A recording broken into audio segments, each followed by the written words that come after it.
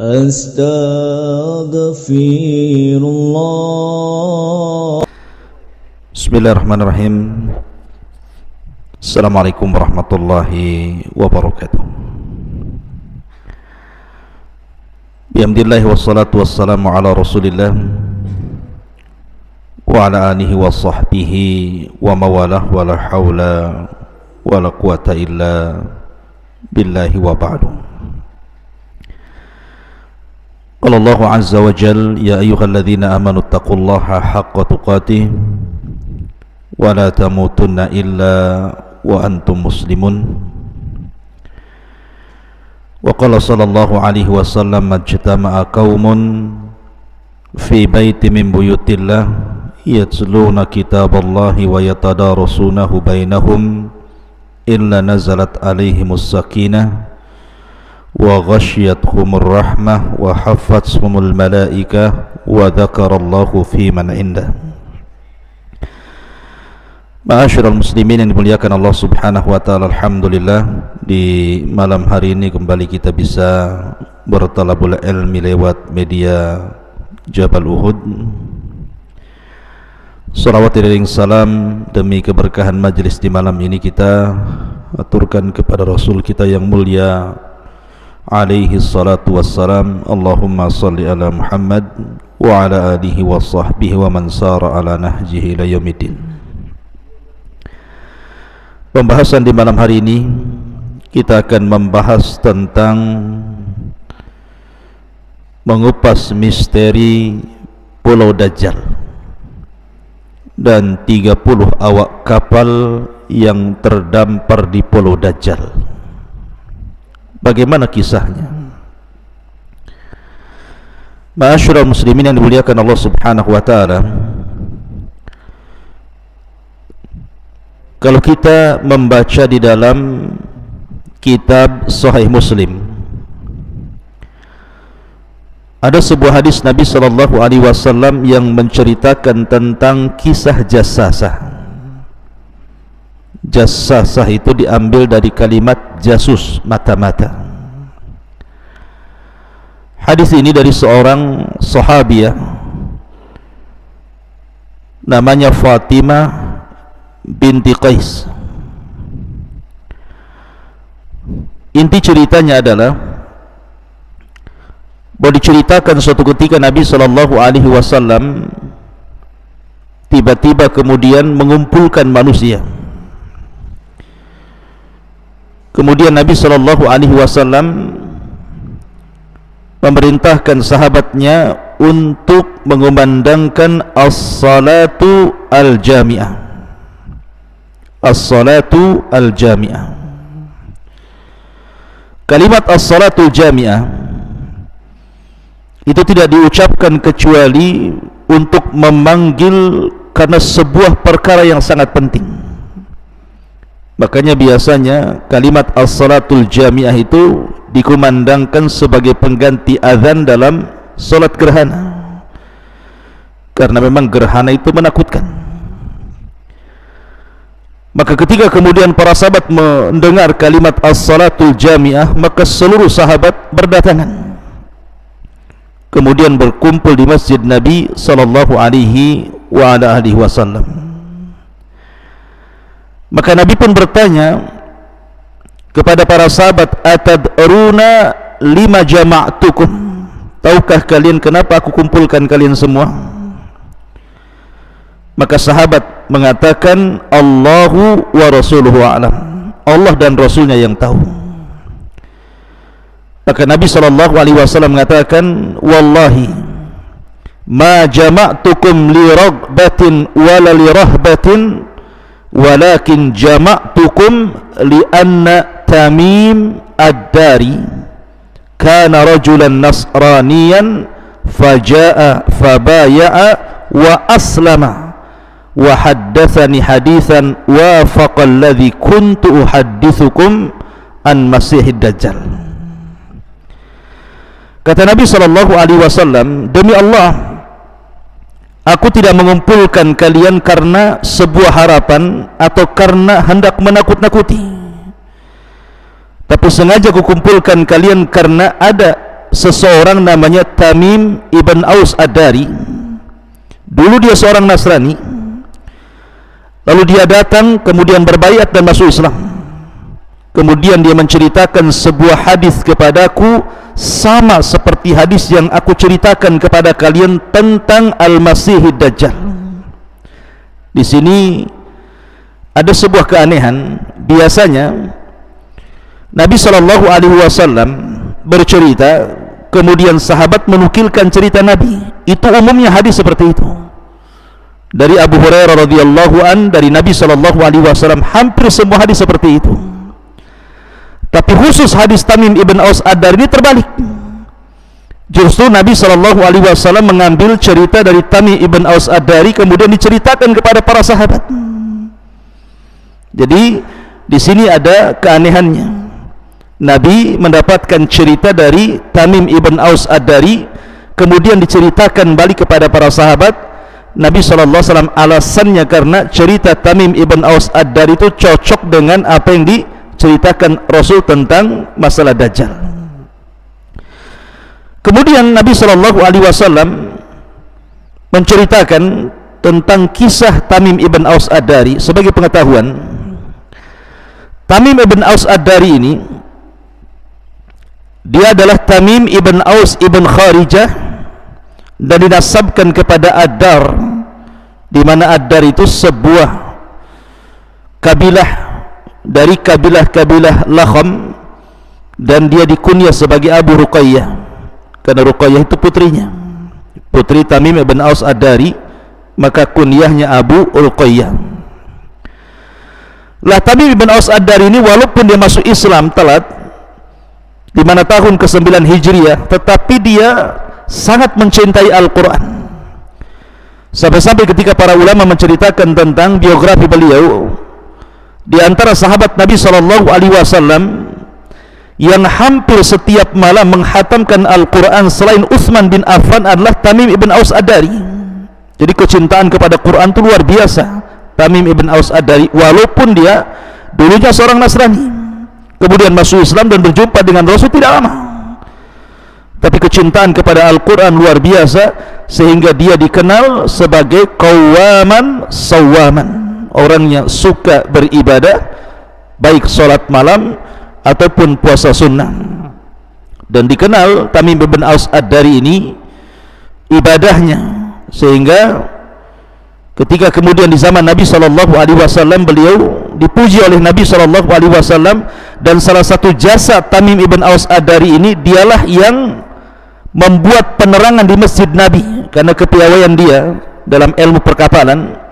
Makanya dia membuat penerangan di masjid Nabi, kemudian membuatkan mimbar untuk Nabi SAW. Itu diantara jasa Tamim ibn Aus Ad-Dari ini. Nah, Tamim ibn Aus Ad-Dari ini menceritakan dalam hadis ini, jadi suatu ketika beliau membawa anak buahnya sebanyak 30 awak kapal.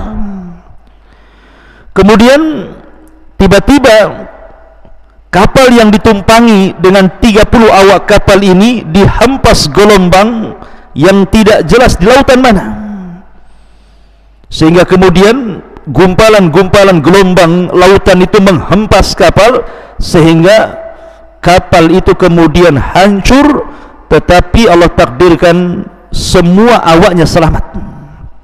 Jadi mereka hanya kemudian mengambil serpihan-serpihan kayu kapal yang sudah dihantam ombak itu, kemudian mereka pun menepi sehingga mereka berhasil kemudian singgah di sebuah pulau.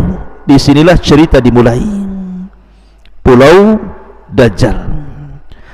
Ma'asyiral muslimin yang dimuliakan Allah Subhanahu wa taala, ketika kemudian Tamim ibn Aus Ad-Dari dan 30 awak kapalnya mereka sampai di sebuah pulau yang tidak jelas pulaunya di mana, karena hadis Nabi SAW tidak menunjukkan di mana pulau ini.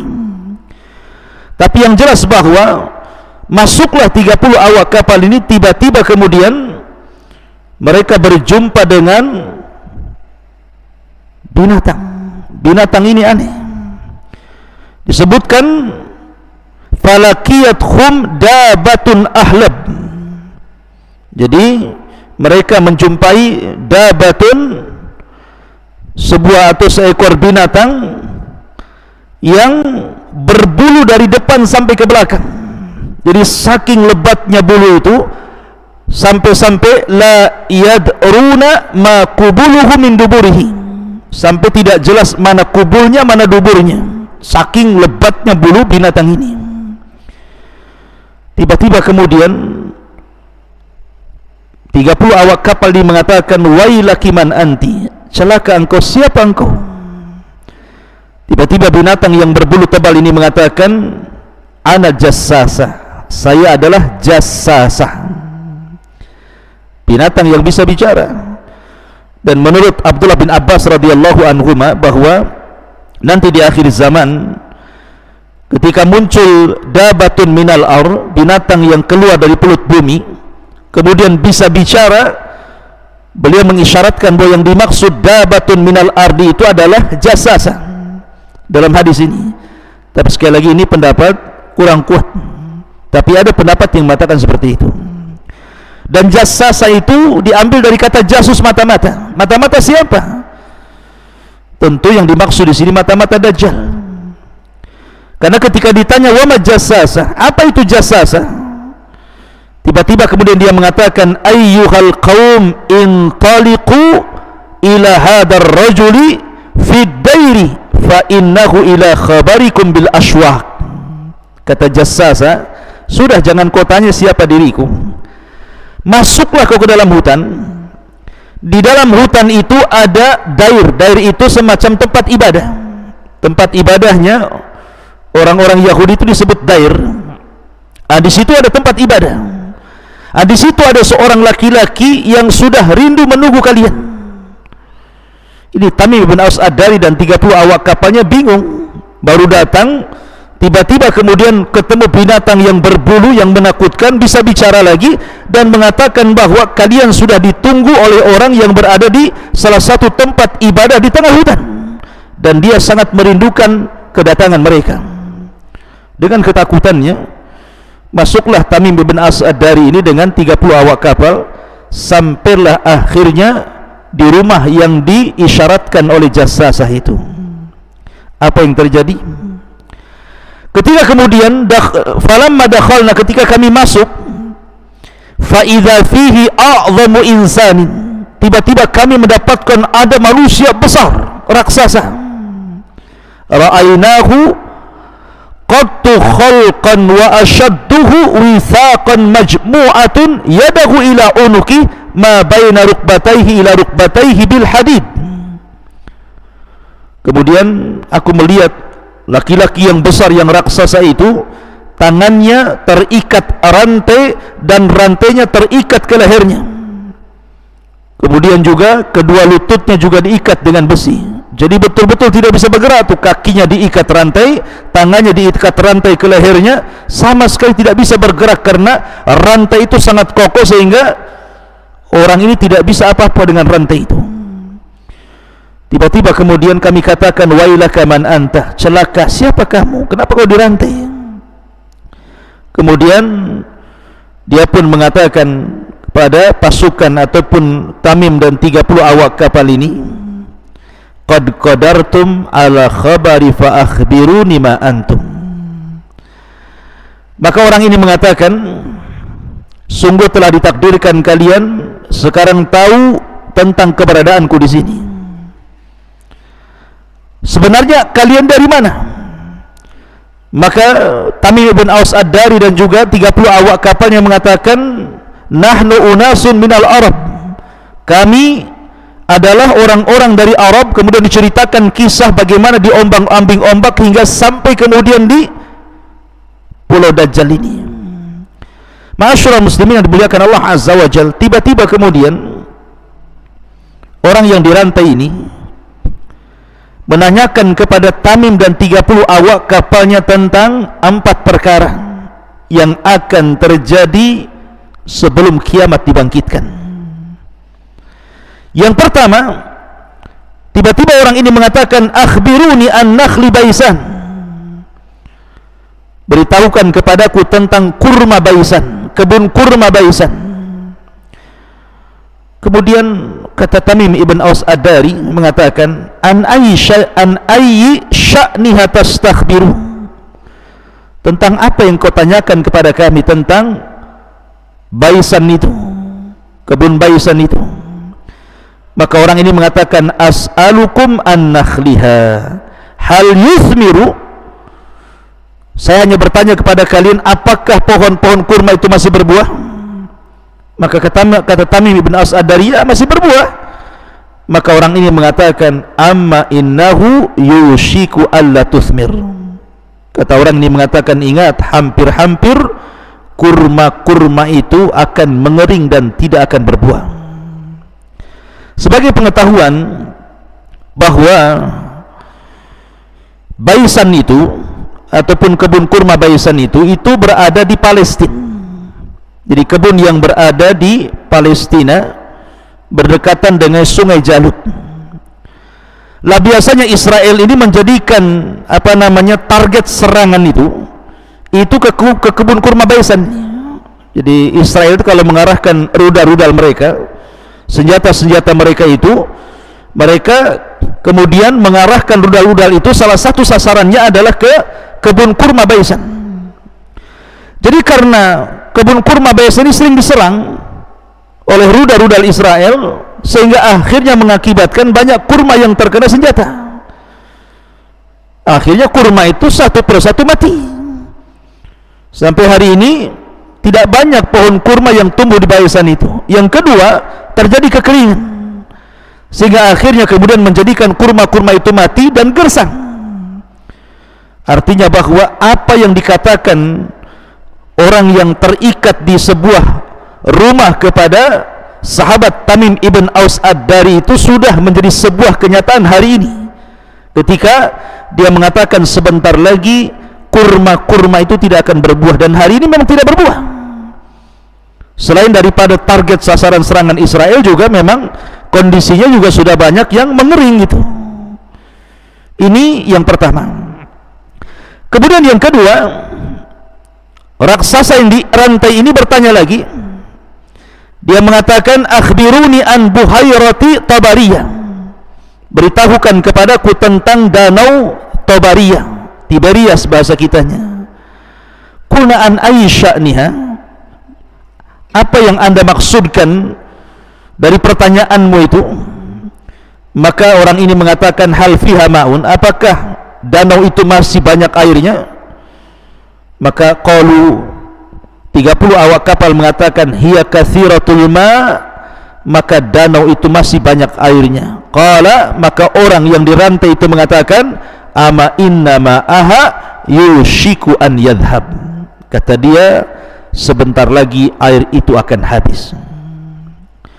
Dan sebagai pengetahuan bahwa danau Tiberias ini, jadi danau Tiberias ini merupakan Tiberias sendiri gitu, itu nama danau atau disebut juga nama kota di Palestina. Jadi ada nama kota namanya Tiberia, dan juga ada nama danau namanya Tiberia. Ada yang mengatakan bahwa letaknya danau ini, ada yang mengatakan di dekat daratan tinggi Golan di sebelah utara Palestina, di lembah celah besar Yordan yang memisahkan Afrika dan patahan Arab. Sekarang ini kalau kita melihat peta, masuk pada kekuasaan Israel memang. Jadi Israel itu menguasai danau Tiberias ini. Dan danau ini diperkirakan memiliki panjang sekitar 25,5 km dan lebar 12 km. Sehingga kalau ditotalkan itu sekitar 166 meter persegi itu danau itu. Dan ada yang mengatakan bahwa airnya sudah menyusut 2/3, sehingga orang-orang Israel itu sudah khawatir karena menyusutnya danau ini, karena bagaimanapun danau ini digunakan untuk irigasi mereka, untuk kebutuhan sehari-hari mereka. Ketika menyusut dan menyusut, tentu khawatir. Kayak kita di kota Batam ini, ketika danau ATB gitu ya, perairan kita sudah menyusut, itu sudah pusing itu perairan itu, karena dialirkan kemana-mana gitu ya.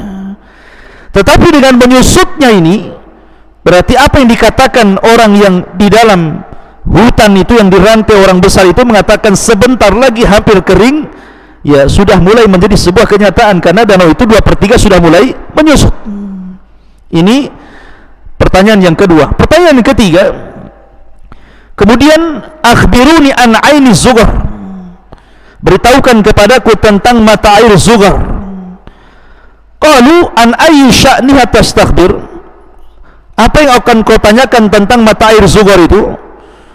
Maka orang ini mengatakan, hal fil aini ma'un, apakah di dalam mata air itu masih terdapat air?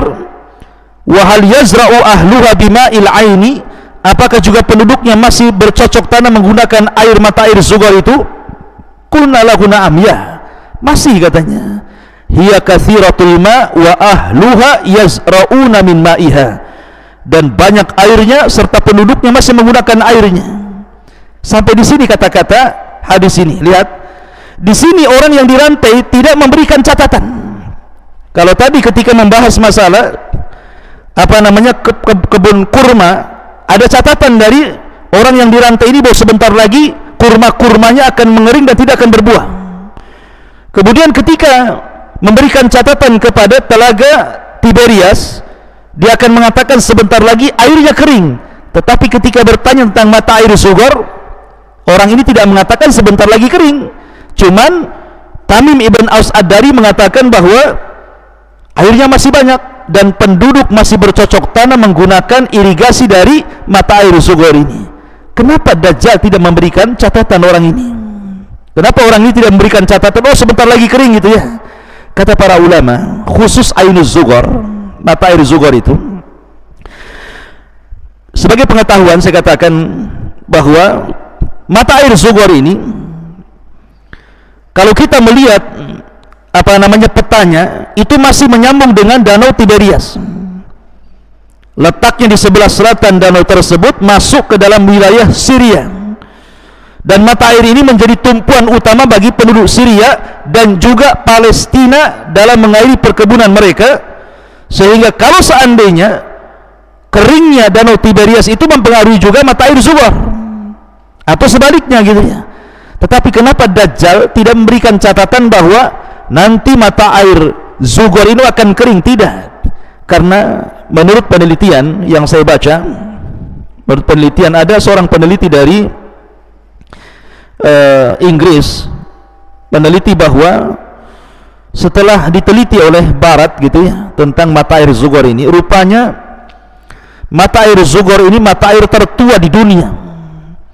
Jadi usianya itu katanya, ya saya hanya menukilkan saja, itu 9.000 tahun sebelum milad, sebelum Masehi, itu sudah ada mata air ini dan orang-orang sudah ada di situ. Makanya zughar disebut zughar itu nama putri daripada Nabi Lut.